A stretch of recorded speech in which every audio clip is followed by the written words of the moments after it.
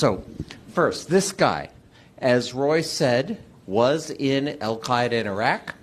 I was in Iraq between 2000. I started there in 2003 and served until 2010 with 20 months off for good behavior when they made me ambassador to Algeria, but then Condi Rice sent me back to Iraq again. So during that time, this guy, who's now the president of Syria, that's him on the left in his Al-Qaeda guise. And he was a senior Al-Qaeda commander up in northern Iraq in a city called Mosul. For Americans who were in Iraq, you might remember Mosul was one of the worst, nastiest places. The State Department actually lost 5 diplomatic personnel in 2 different car bombs up in Mosul during that time, and hundreds of American soldiers were killed or injured up in that Mosul area by this guy and his fighters.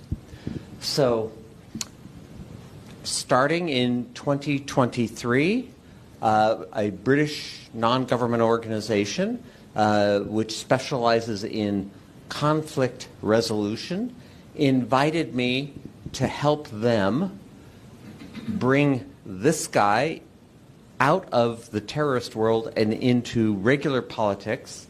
And at first, I have to tell you, I was very leery of going. I sort of had images of me in an orange jumpsuit with a knife to my throat.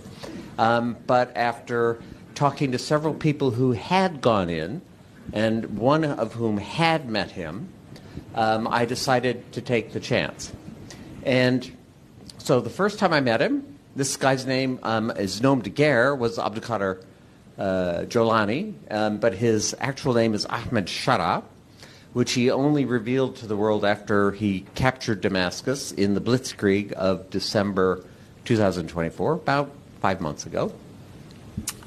First time I met him, I sat down next to him, and I'm literally as close as I am to Roy, and I said, this is all in Arabic, I said, never in a million years could I imagine that I would be sitting next to you.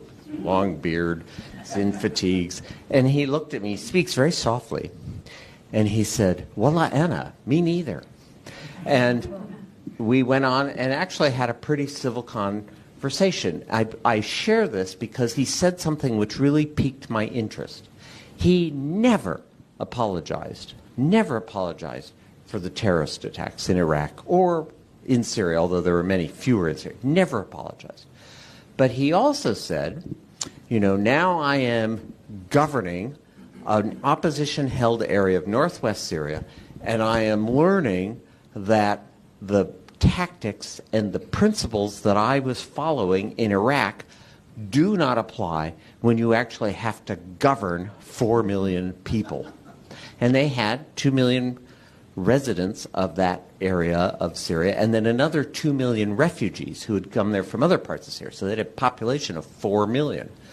He said, I am learning that to govern, you have to make compromises. I was very struck by that.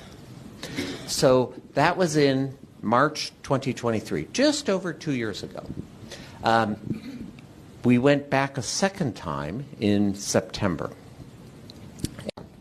I went to Syria in January. I met Al-Sharaa, the president then.